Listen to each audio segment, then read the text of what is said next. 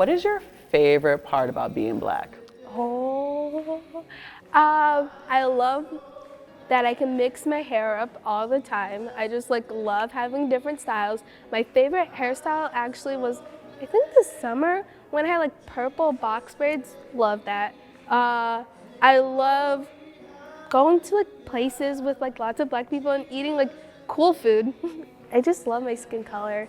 I just love how it shimmers in the sun, and my eyes, because my eyes are pretty brown, kind of almost Black. It's kind of weird. But I just love everything about me because I'm Black. That was really great. I'm sorry. That was really great. Jesus defended me when I was in trouble. When I was in trouble, Jesus defended me.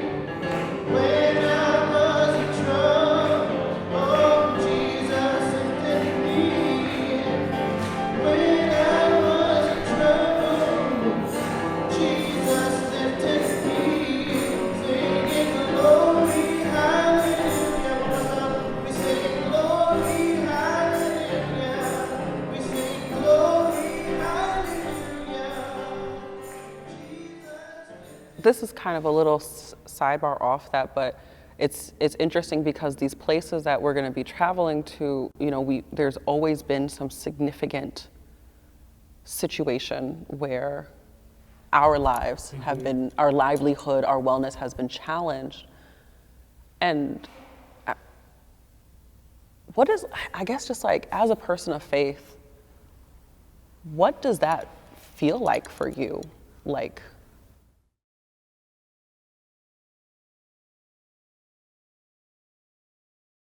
It feels bad. It feels terrible. it feels like you don't know what to do. Well, there's nothing you can do but pray. And then you continue to pray and pray, and it still seems like this mess keeps happening.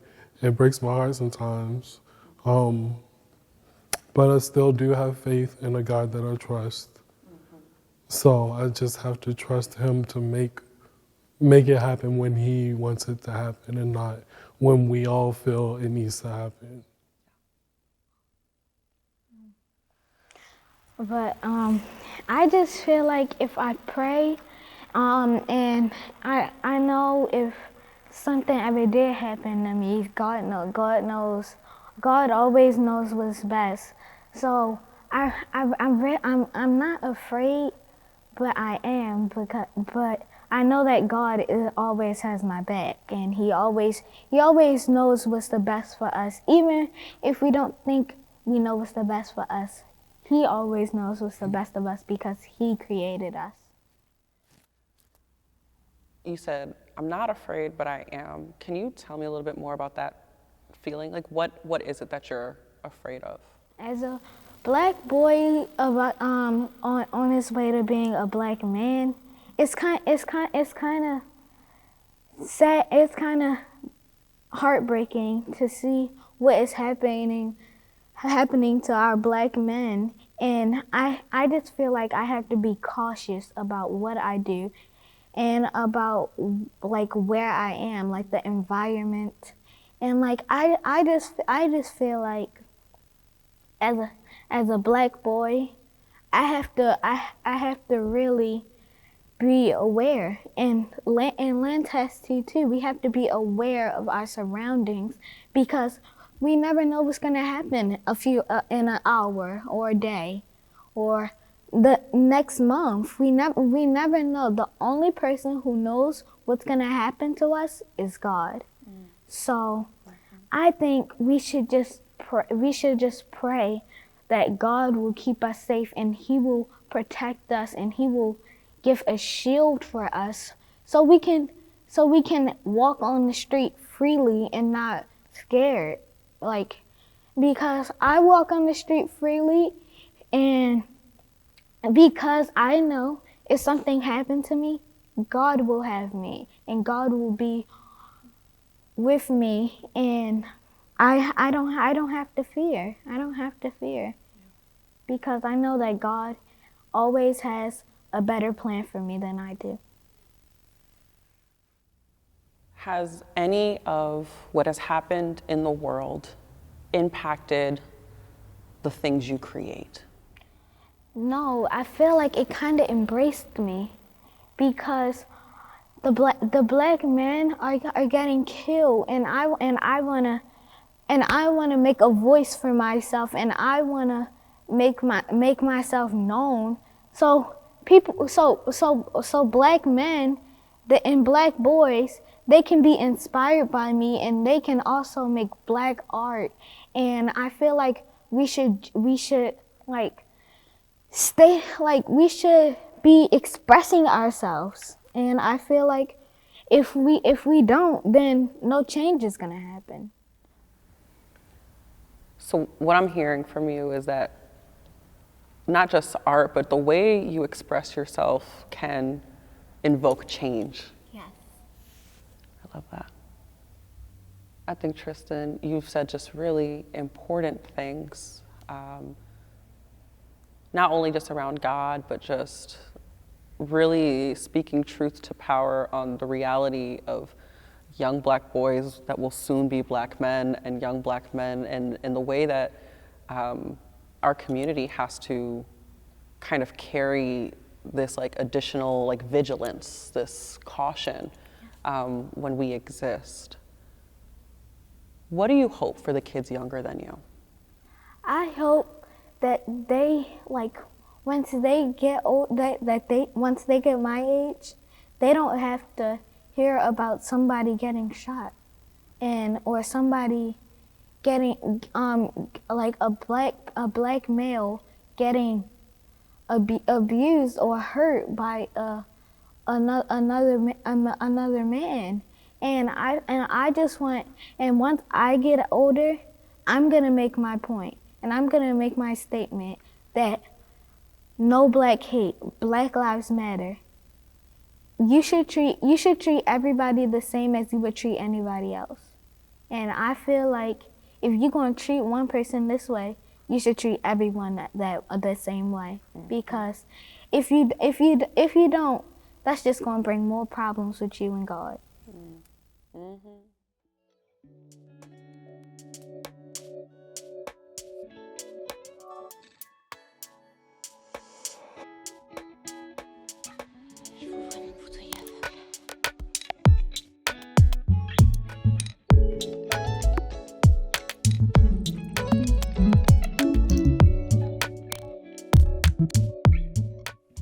I feel like I want to hear a little bit more from y'all around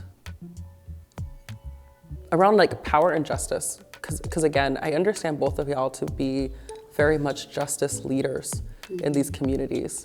So outside of the congregations you serve, like with these multicultural, multi-generational communities here in Minneapolis.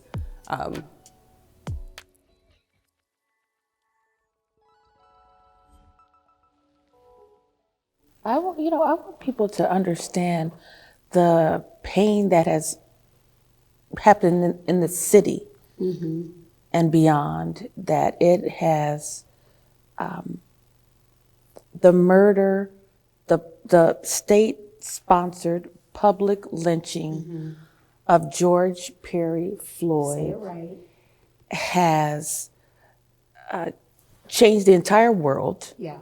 And it has permanently shifted, I'm gonna get all Pentecostally, the spiritual realm in terms of, we wrestle not against flesh and blood, but against powers, against principalities, against spiritual wickedness in high places.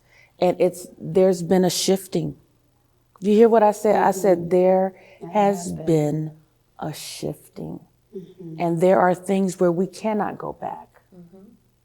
There are some things we just cannot go back. When you visit the George Floyd Memorial Square, and if you have the opportunity, please do so. When you go there, it is something spiritual It's experience. happens to you. I can count how many times I've been there because it is tiring. My hat's off to pastors like Gia, who can go there, and Janelle, who can go there repeatedly. You know, our street theologian, Sherry Seifert, who goes there every day. It is so draining to me. Yeah. And the thought of our sons and preparing them for not if they come in contact with the police, but the when of it and what that means. And I think that's the place where we serve. We're community pastors. So, I serve this congregation and I serve whenever I walk out of the door. And if there's somebody in need, I surely try. And when I'm in that square, there is a connection to ancestors near and far. Yeah. I don't have the words to describe it. It's an experience. It is an experience, and I'm telling you, I hear a swing low, sweet chariot. I see Harriet Tubman. I feel runaway, enslaved Africans. It's a grounding. Emmett Till is there. It's there, yeah. Sandra Bland is Yeah. there. Then there's a different great cloud of witnesses. It's all of those. Tamir Rice is there. Yeah. It's Emmett Till. It's all of those, that 100 years of lynching that happened in this country. Where church, good church folk witnessed, took their children to be a part of it. And that's part of our history. That is. That was know? white church ritual. That was white church ritual. And it makes you wonder how many of these people were grandchildren when that happened. You know what I mean? Do you ever think about that? Am I passing somebody who was one of these smiling In this faces? postcard that was sent out from the lynching places? My daughter did that. I remember I took my older 3 children when Selma came out. My older 3, because, I usually try to watch those movies before I take them so I can do some, you got to do some work before you take the kids to see stuff like that. Otherwise, you take them to see Roots without any background, it's a problem. But I hadn't seen it. So I'm trusting, so we go to see the movie and Selma, and it was every bit as we all know it was. And then after the movie, we're sitting in the theater. Everybody clears out, it's just us, and the kids aren't saying anything. And so I said, so tell me, they're all teenagers, what did you think?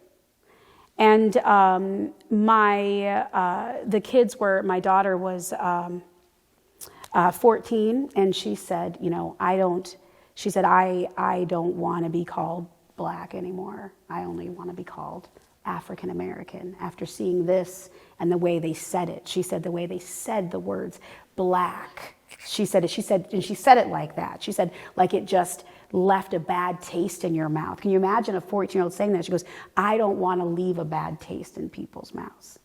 That's what my 14-year-old said. My oldest, they're all 3 years apart. She said, my 20-year-old said, I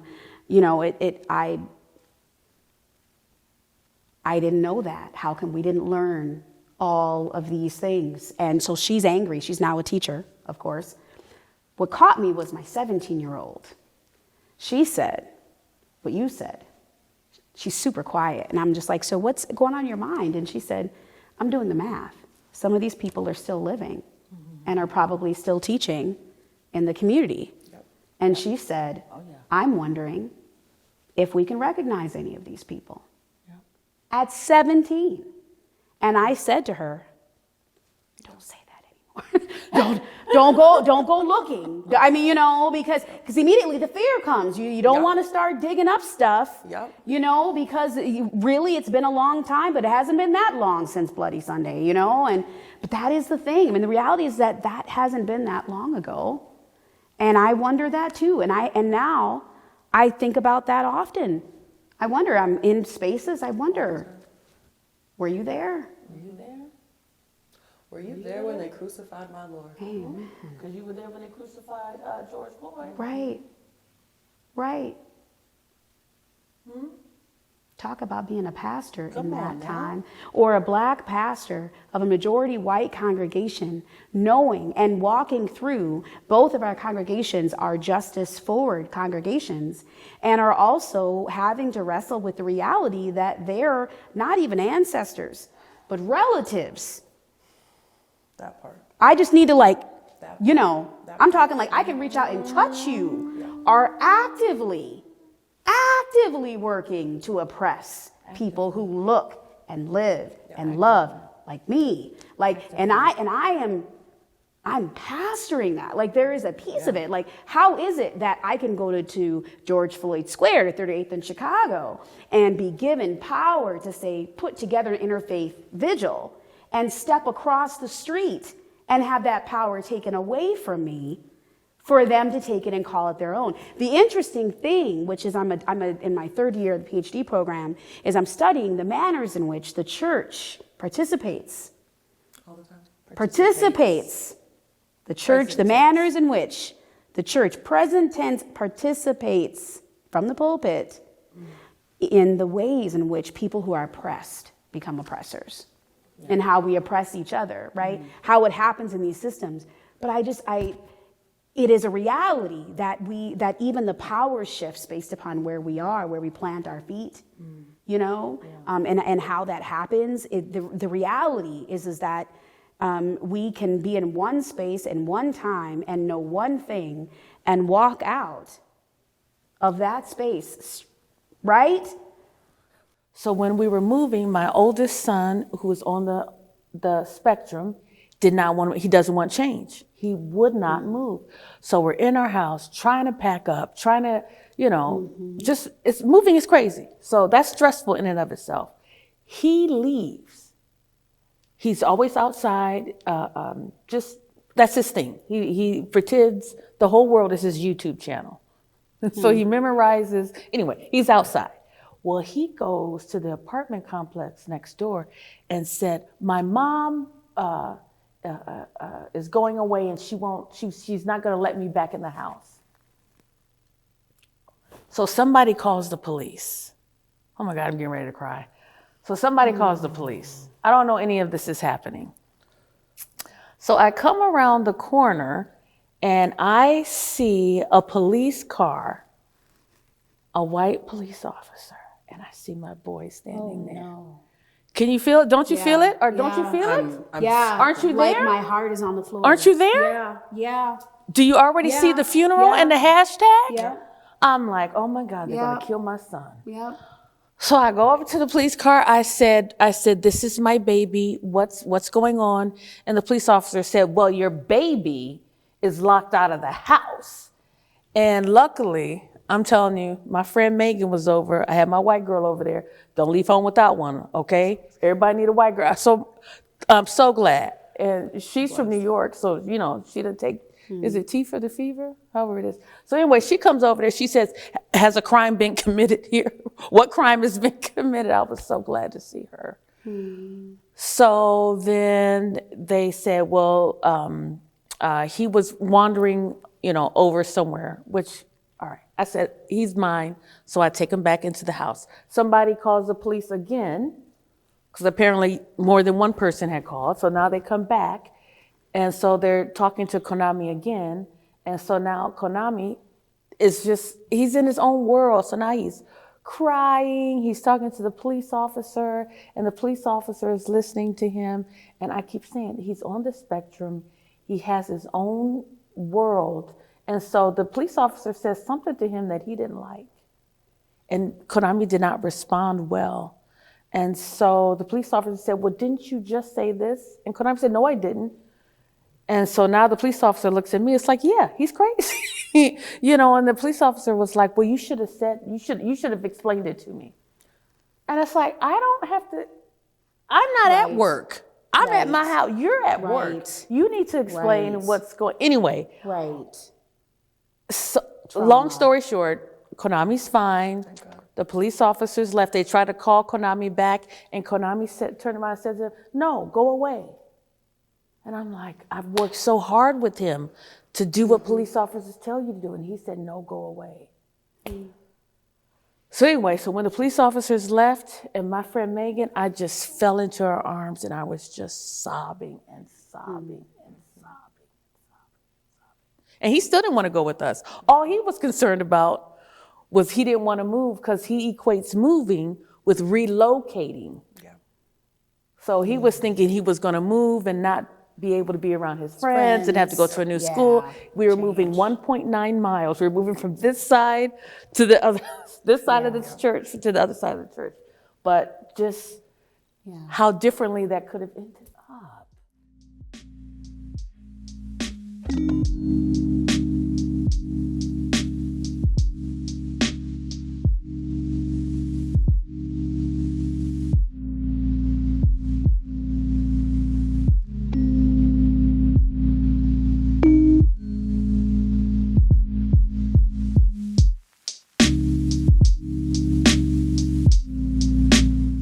Hey y'all, thank you for joining us again with Talks at the Desk, an ELCA African Descent Ministries project for Black History Month. I'm Reverend Nicolette Marie Peñaranda, Program Director of African Descent Ministries, and we have an incredible person with us today.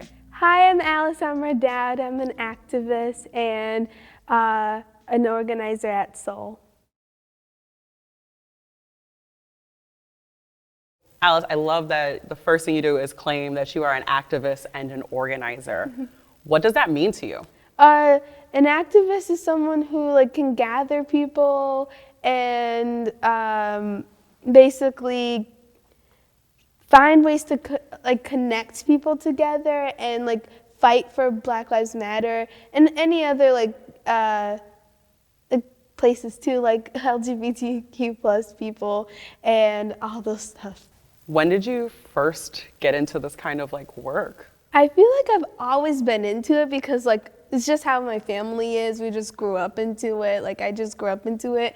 But my first one that I can remember was when I went to a Ferguson protest when I was 7 years old. At first I was a little bit nervous, but my parents did warn me and prepare me. We talked about police and did a lot of Black History Month stuff. I interviewed somebody for Black History Month one year. It was really fun. But at first I was super nervous, but then once I did continue to do it, I got super happy and felt liberated because I got to be with so many cool protesters and so many people I could call family and friends and get to meet new people and all that. So you mentioned being an organizer with Soul. What is Soul? Soul is an organization that helps fight for Black Lives Matter. And they have trainings that you can be a part of to know what is protesting and how you can work more on it. Absolutely. And what does SOUL stand for? I can't remember. Southside Organization for Unity and Liberation. Awesome. No, it's a hard one, but we should know that, right? Yeah. No, I'm the same way. I just know it as SOUL most of the time. Yeah. So you mentioned trainings. I actually remember we were both on a virtual training together, and you were one of the few people who volunteered to do, not a demonstration, but to kind of do a practice. What makes you so brave? I feel I don't think of more people, how people view me. I feel how I can help people. So if it's, even if it's getting out of my comfort zone a little bit, I'm fine with that because I'm happy to help people demonstrate something. So if there's no volunteers, I'm oh, I'll do it for fun. Yeah. So you're pretty quick to put yourself out there. Yeah, I love to help people and put myself out there and stuff. I love that. I also love that you mentioned you grew up in a family that has always kind of been about organizing and activist work. But also, your family's pretty Christian. It's really Christian, yeah. How do you think your faith shows up? By I believe that God, Jesus and God were both activists. So one way I can help God basically is by protesting and teaching people how to protest. So it's not just all on God and Jesus. So it's I'm helping them. You're like, I got you, God. Don't worry. Yeah. I like that imagery, though. I really love that imagery of you saying, this is me helping God. Yeah. This is what I can do. Yeah. So how does that feel when you are helping God? It feels so good. I feel so happy, and I feel so just showing up, showing that I care, and just helping and seeing what I can do. Now, why do you think God and Jesus are activists? What informs that? I know that Jesus is an activist just by how he was just telling all those Roman people pissed off and trying to help the poor and healing the poor and the homeless and the blind and all that stuff. So that's how I know that they're activists. Yeah. Yeah. So how do you share that with other people? How do you share this liberating work you do and your faith? Oh, I do it by going to trainings, so I can learn more, and then I can share it with I don't know, friends and family. So if they're gonna go to a protest with me, they know what I know. So they're prepared and I'm prepared. Yeah. What has been a really significant action that you have attended most recently? Oh, most recently. And that could mean the last 4 years. Okay. Ferguson is significant, but Yeah. I feel when I think it was in Chicago, and it was the car caravan, and we were going around it was during the pandemic, so we're going around the prison in Cook County, and I was just it's so nice, even though we can't be together.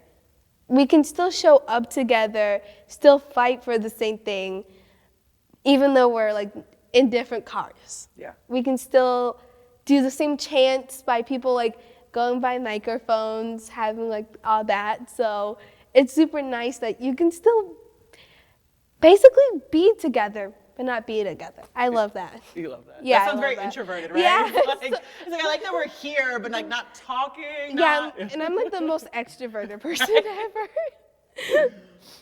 What about in your faith community? I feel when it was a little while back, but when my mom was going basically on tour and showing her new book, Baptizing Tear Gas. You should read it. It's really good. I'm in it. But when she was going around to different churches and showing it, it wasn't a protest, but it was she was helping the movement. She was helping the movement in a way that through a book that can teach people who are new to this. Yeah. And that was a little event that happened most recently, and it was really fun. Why is doing that work in faith spaces important? It gives people more knowledge, more education on it, so they can feel more involved with it. So they just don't go to protests and I did that, I'm done, I'm fine. But they can be connected with it, feel liberated like I do every time I go to a protest. Yes. So I'm hearing you say that when we do this with our faith, there's potentially even a deeper connection. Yeah. Yeah, I like that a lot. So with that being said then, what do you hope for the greater church in terms of better connecting our faith and liberation work?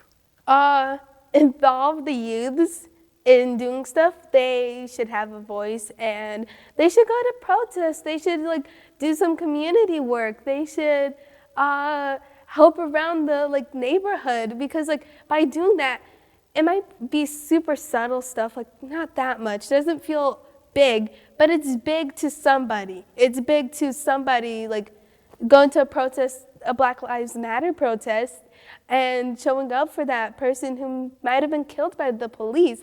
It's helping somebody. It's helping the person who passed away, like, be remembered. So it's not, so involving the youth, involving everybody, basically, is one way that you can, like, show up for people.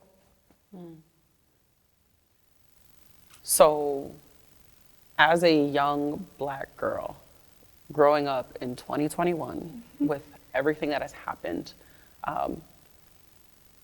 how does it feel when you see your friends or loved ones or kind of like random folk that you kind of have seen maybe once or twice at those kind of actions and events? I feel like, oh yeah, you should be definitely doing this. This is like some way you can help me somehow.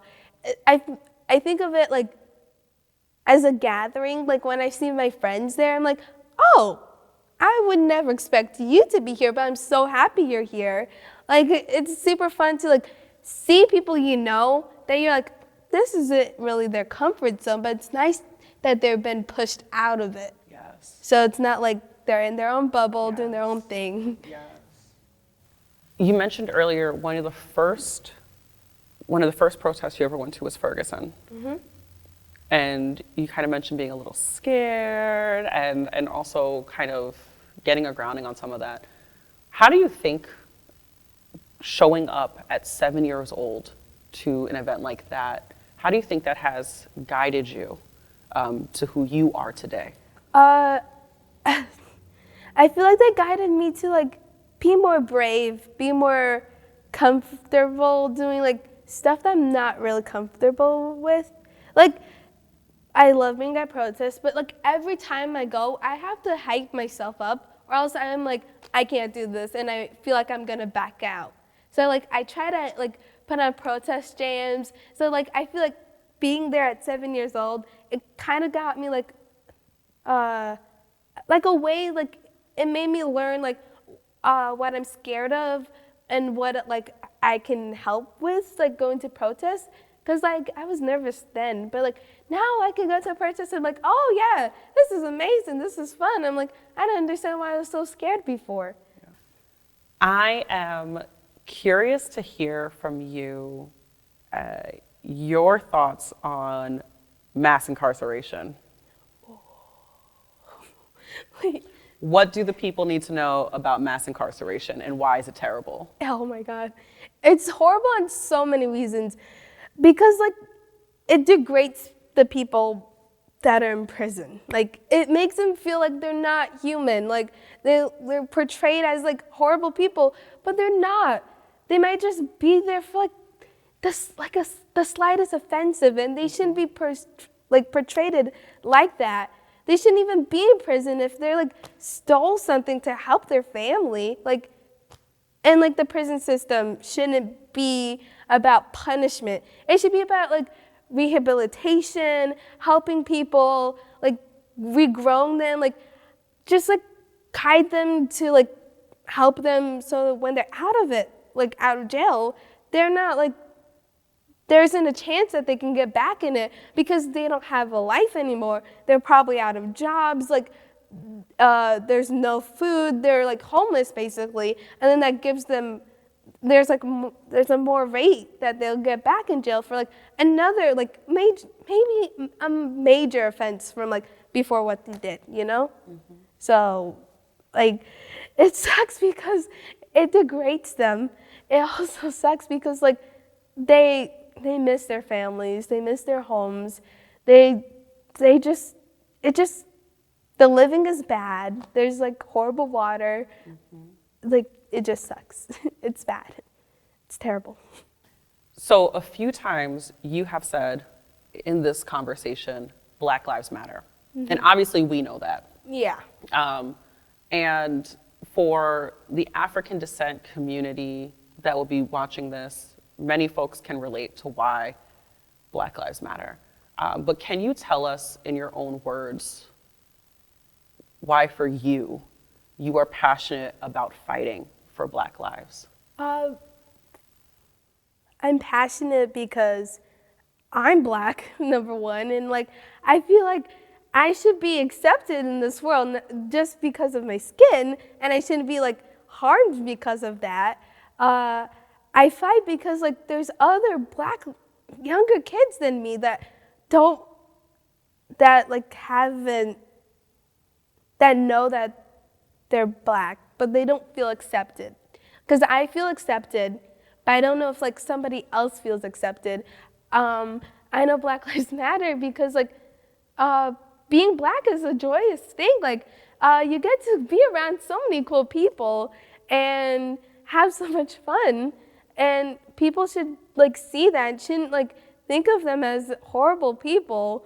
And like being, especially from being like a person from Africa and being Black, I feel like coming here, there's so many stereotypes about like African people from Africa, and then like those aren't true, and like that's very racist, and stop it.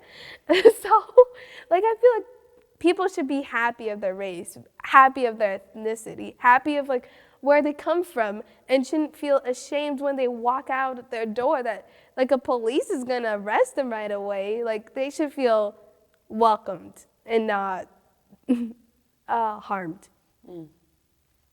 What is your hope for the church in our call to justice work?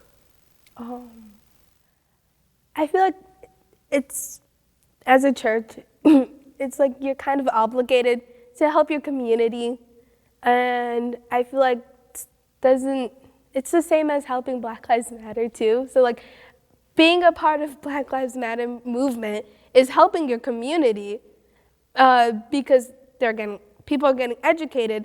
People are like can help and fight for their friends without like trying to feel not like weirded out, like feel like uncool. But if you have like a church or like a community with you, you can be like, oh, this is like totally normal. But if you like you were like raised in like a church that wasn't like that, it might feel weird when you start getting into it. So like having like a church that's like, oh yeah, we support Black Lives Matter. We're going to all them protesting and stuff, and we're getting really super involved. That helps a lot. That helps everybody. That helps the church. That brings in new members because new members are like, oh, they have the same values as me. So like, that's why the church should be more involved. Alice, this has been really, really helpful and really enlightening. Is there anything else you want the church to know? Black people are awesome. Black people are cool. Let them in and support them, and they'll support you. Everyone, like, if a community supports each other, it just makes them bigger. And then they can, like, push against all this, like, hatefulness from, like, big corporations, like, big businesses, like, that are harming, like, the community, like police that are harming Black people and other people. If like people band together, they can fight, and you can win. You can always win if you are together and you're fighting and you're passionate about it. Don't go into it by like, oh, I'm just gonna do this for a couple of years and then I'm gonna go out. Please be passionate about it, like how I'm passionate about it. So Alice, even though you yourself are a youth in this church and in the community, there is still a generation that is coming up behind us. Mm-hmm. What do you want to say to all those young Black girls, boys, and non-binary youth that are wondering about their role in this world? Mm-hmm. I would say, you're perfect. You're worth the fight that's why I'm fighting right now. So when you're here, you can feel more accepted. You're exceptional. You're doing a great job. Just do whatever you're doing, and I'll stand by you all the time.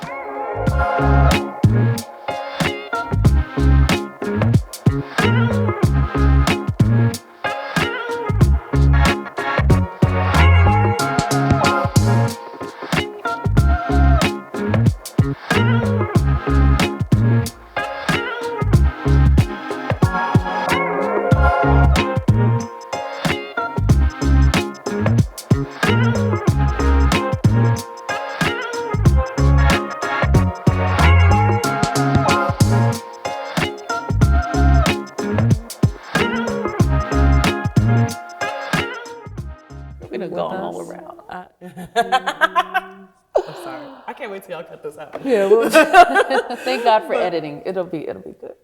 But I want to get through one last thing, and maybe this will be something that we'll put a little earlier on. So I just wanted to bring this out. I know that this was an item that was pretty significant to you, and I would just love for you to tell us a little bit more about this. Okay, so you just got to go with me on this. So God speaks to me in like pictures, sometimes just one word. And years ago, I was watching The Wizard of Oz. And so y'all know the scene where Annie, it's a twister, and the house comes down and it falls on the Wicked Witch. And the good witch says, you better get out of here or our house is going to fall on you too. And when I was sitting there watching it as an adult, I said, that's what I need. I just need a house to fall down out of the sky and land on Bill, last name Collector. Stop. That is what I need. And so so when I see anything that's like this, I'll pick it up. And so then people would think, oh, she must love The Wizard of Oz and she must, collect those. So over the years, every once in a while people will give me little things like that. But every time I see it, it's like this prayer. But between me and God, my husband thought it was silly. And when I tell other pastors, they think it's silly. And it is. But God and I understand that the wicked don't always win. It sure seems like it. It sure feels like it. Huh? Right? The knee on the neck? Come on, it sure feels like it. But they don't win all the time. And I remember when I was in Delphus, Ohio, and this one parishioner, boy, she was mean like a rattlesnake. And she said something like, she was just bothering me one day. Well, what are you going to do? You guys only have one car. How are you going to make things work? You only have one car. You only have one car. And I would just say, God will provide. God will provide. She said, oh, come on, Pastor. It's not like a car is just going to fall down out of the sky. And I was like, damn, what the hell is wrong with her? Wouldn't you know it? Not even a week later, Ed and Jackie Fritz, Ed called. He said, Pastor, I need to talk to you and your husband. I said, oh, okay. And I'm thinking, dang, what did I do? I just got here. I shouldn't have offended anybody this early. And so he said, I want to talk to you and your husband. I said, okay, when's a good time for you? He said, how about 5 minutes from now? I said, okay. So I was in a parsonage. So I go over to the parsonage. I said, Benny, Ed and Jackie want to talk to us like right now. And so he comes over. He said, I just bought a new Cadillac. I'm going to give my wife my old Cadillac, and we want to give you her old car. I said, I'd like to receive her old car. And so I found that heifer. I said, wouldn't you know it? Boom, a car did just fall right down out the sky. Yes. And she said, yes. She said, I told you, if you just stay here at St. Peter, that wonderful things would happen to you. I was like, well, that ain't how that conversation went. Okay, so now fast forward. This congregation here, Holy Trinity, we own the high-rise apartments across the cul-de-sac from us. Long story short, we sold them a year ago in March, thinking that we would break even we ended up having this huge windfall. And I mean, several $1 million. And the church, boy, there's so many points, but long story short, the church paid cash for a house in the Longfellow neighborhood. That's the neighborhood that our church is in. If anyone knows anything about the Longfellow neighborhood, it's one of these neighborhoods that has this exorbitant markup, like this 90210 markup, so that people that look like us can't afford to live here. It's very intentional. So in fact, I told people that this is one of the ways that woke racism shows up, that I was told that this neighborhood was very diverse. And this is what I've learned about the diversity of Longfellow, is that BIPOC people, we work in Longfellow and we rent in Longfellow. But white people own Longfellow. So that is sharecropping under new management, is what that is. And my father's mother was a sharecropper.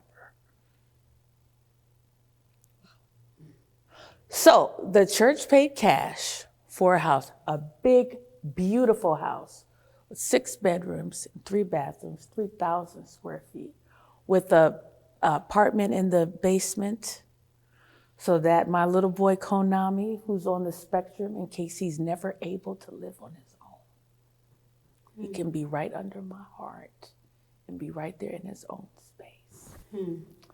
And then they sold this house to me and my husband at a price that we could afford, well below market value, and chalked up the difference to reparations. Boom, that house fell right down out of the sky. House fell right down out of the sky. Praise God. Praise God. Praise God. Praise God, from whom all blessings flow. Praise God. Yep. Praise God. Yep. So now this is a salt and pepper shaker. Now I might actually use it now. Might have to actually put some salt and pepper in it. Yep. But if you don't, What if I don't? Fall right down out the sky. Yeah. Boom. I love it. Thank you for sharing that. Thank you so much. Thank you.